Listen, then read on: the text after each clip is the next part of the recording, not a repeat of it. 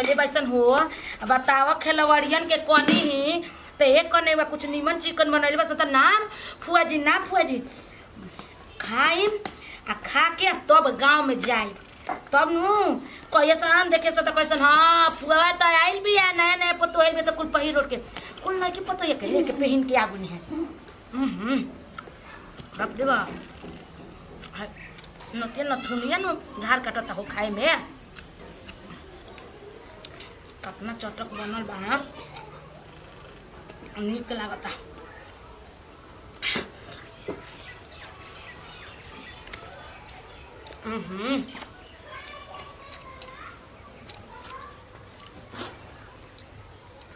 जा तनी बेरा फटक दे तनी चौरा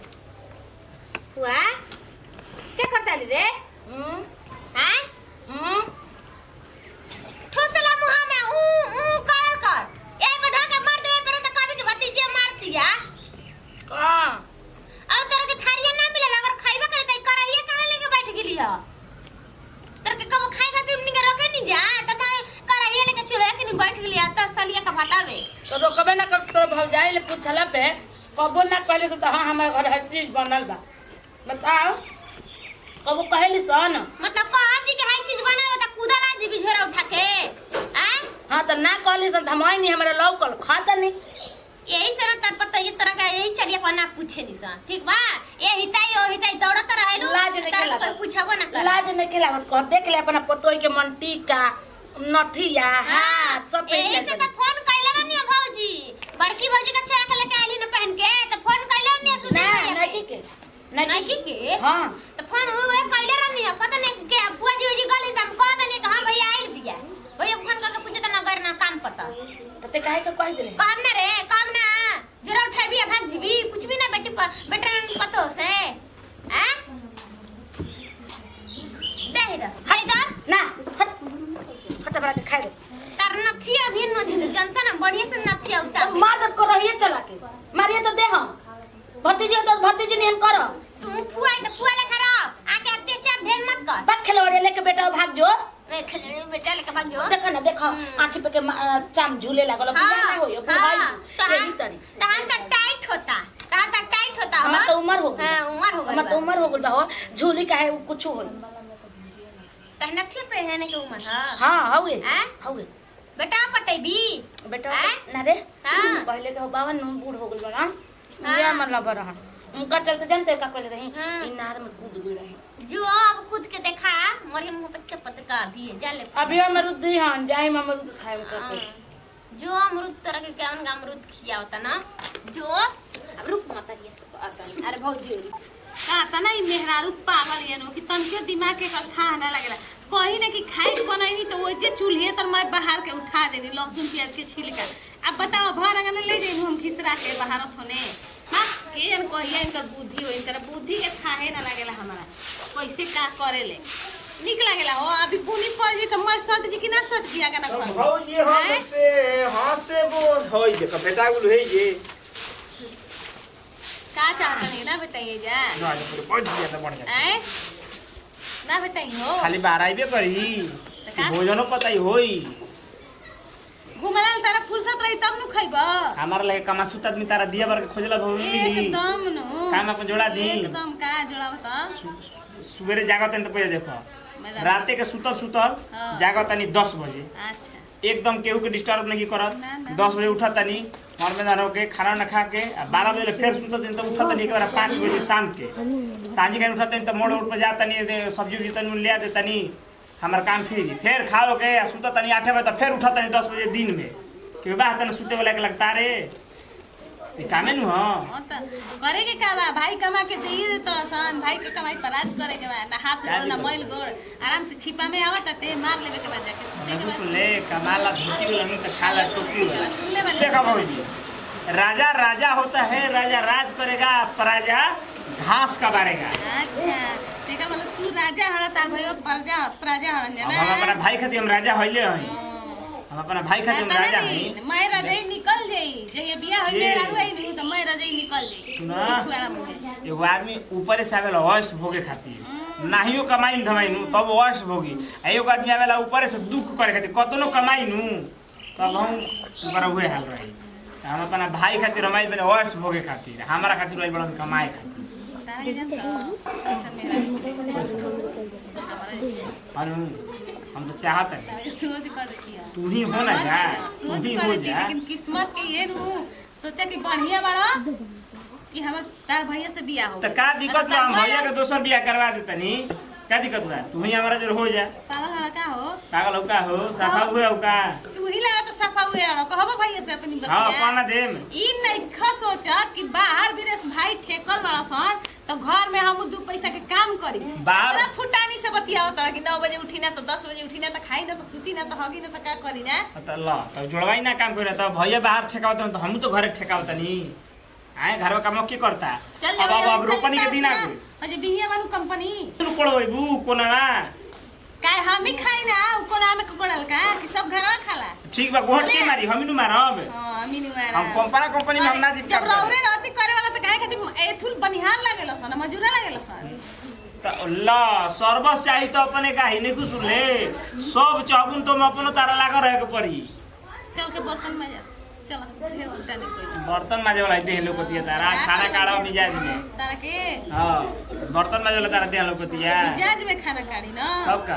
अच्छा मिजाज में एकदम वही लिबाज में हम निकाल लेनी मिजाज में तू खा ले मिजाज में हानु टेंशन मतलब हम तार देखते बानी तार ना खड़ा जाइए तार ना खड़ा हम छोड़ाई जाओ ने हटो बाहर दो बाहर द मला लगा के रखले बना खाना बना खाई हमर गांव जा तो निहुर के बाहर तो भौजी खाली हमरा गांव में जा तारा गाँव में क्या कर जाए जाता हमर बुचिया बोलावतिया काहे के बोला दे ये कहते कि ढेर दिन हो गइल तोरा देवर के देखला भेज ये जे बोला तुमके तो नेवर कर दे हम जा जी तो जा ओइ जे है ओइ जे बुझा ना बुझा लाज लगी ये बोले तो बुलाओ दही जमाने तने एक दिन ले जे दिया हां तब तो चली जाए तब हां बहाना लागे के चाहिए खाली हाथ ना जीवन खाली अपनी इज्जत में बा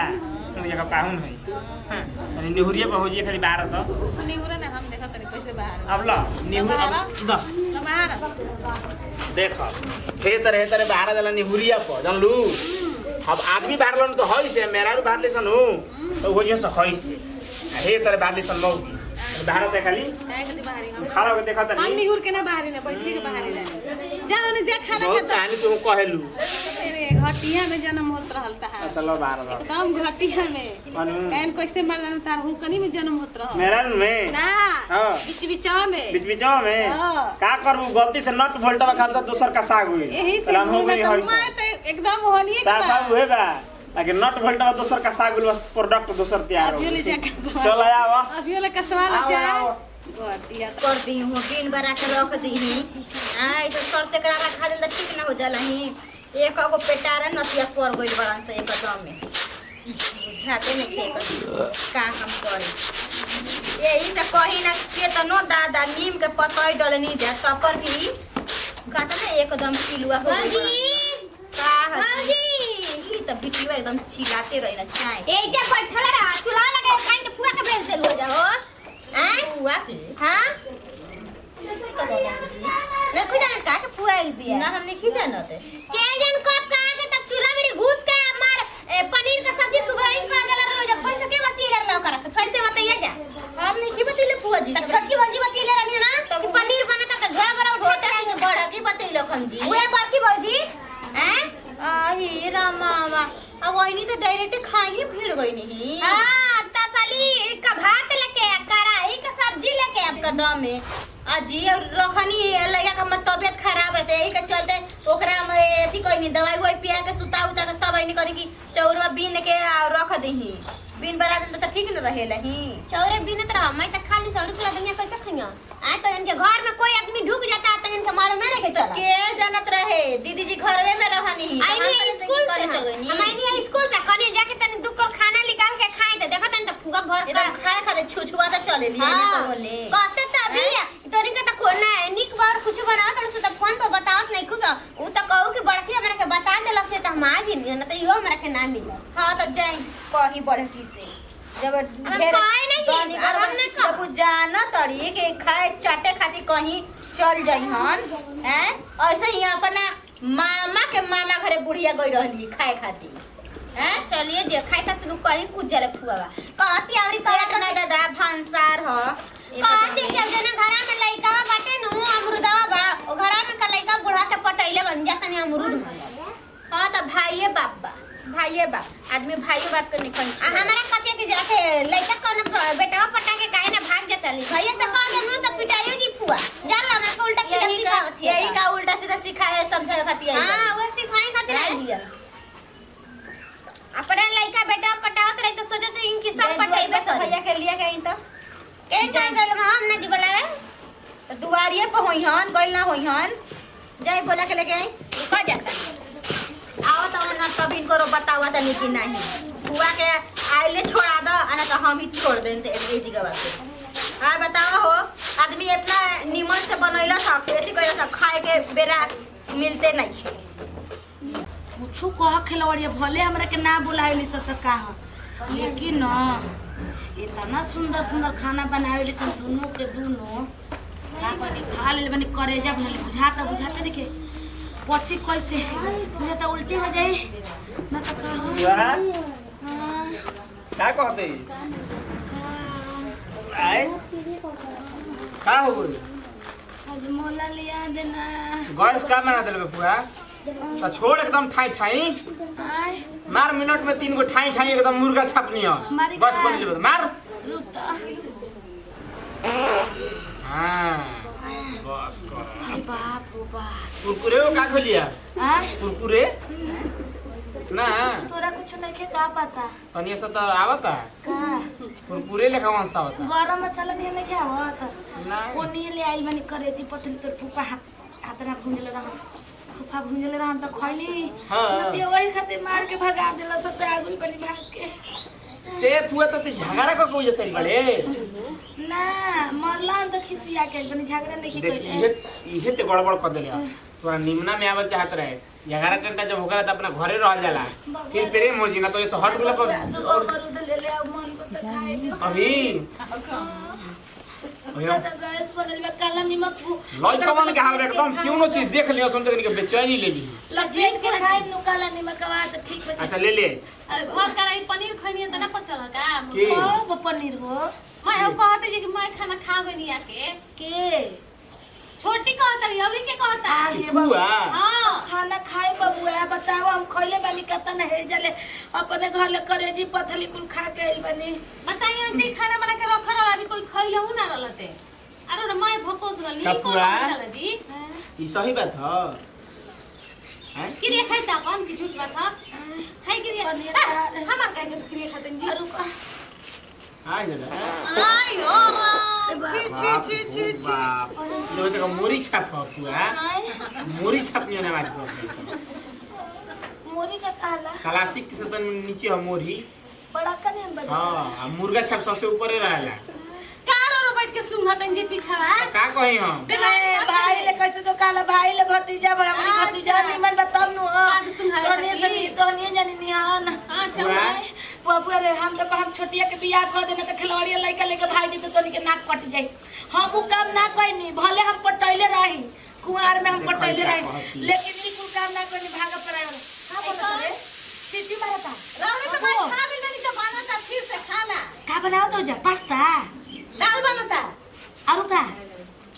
अरे मुर्गा वो पिए का दाल पे मुर्गा के खला हो हां रहन से कहतन रहन से लाल थल्ला लाइल में पा देतन भई भई तब लाइल में काजी हुआ जी पन्ने उठावा ना रवा से गोड़ लगी हम की हतना बात बोलिए खड़ मन लगा ना लगनी तू तो संस्कारी ना और तो तू गोल कैसे लगबू ना हम संस्कारी ना ना हो सीटी मारता बुझाते है ना हम तो सीटी बाज जाई ओनाई दे ना आपके बे बबुआ तो रहन रही तुम ढेर दिन छातम ना जय बोल दम हम बुझाता पे नले हो जाई ते अपन आदत में सुधार ला ना तो हम मिलान बोला मैं जैसे चलम अब हम ए भौजी घरा ना मिलत रहे अच्छा टेखा से अच्छा टेखा तैयार हो जाता एक कने आई बने मुर्गा के करे का कहते रे हां तो चुका स्प्राइट ना मिली 20 रुपया वाला के लिया देना एकरा गैस बने के के स्प्राइट पियो रे रवा करे कोई नहीं त तेल नमक भात खा के आई रही ना और रवा भाई करेजिया पथरी कया रहे खाइला ओकरे में तबियत ठीक ना रहे लड़का का तबियत खराब रहे लेके गए तरफ चुप आई रे रमा हो दादा अरे बाप हो बाप किसान मिक्सचर चलो लगा फुआ हाय किसान मिक्सचर अब तनी बुझाता लौके चोको लावा चला। बुझुराउना लौकत रहे हानु अब इनकर स्प्राइट पिए बे हाय स्प्राइट आवा ले आइबा त पिए ले हम देखा मेरा गैस बनैले बा ए भौजी खसी का टंगरी ऐसे कइले बानी बारा तनी ओ मुहे बाजे त सिटी रुकता आ दादा आ जा ए भाई एकर के भगाइबा कि ना भगाइबा भगाई बॉय मेरे स्प्राइट मांगती है मेरा गैस बनो तो स्प्राइट मांगती है जाई का उठल आ रोज आवेले नु तो ये मजा मारेले ए मेरा स्प्राइट मांगती है चुप रही क्या चरैले होनी अरे यो दम आप लोग बुका हम काय खाती आवा लगा लो फाटल बगलिया नहीं खे सच के हां ही जगह बगली में के फाटल रही बा ऊपर वाला में भीतरी बगली ना रहला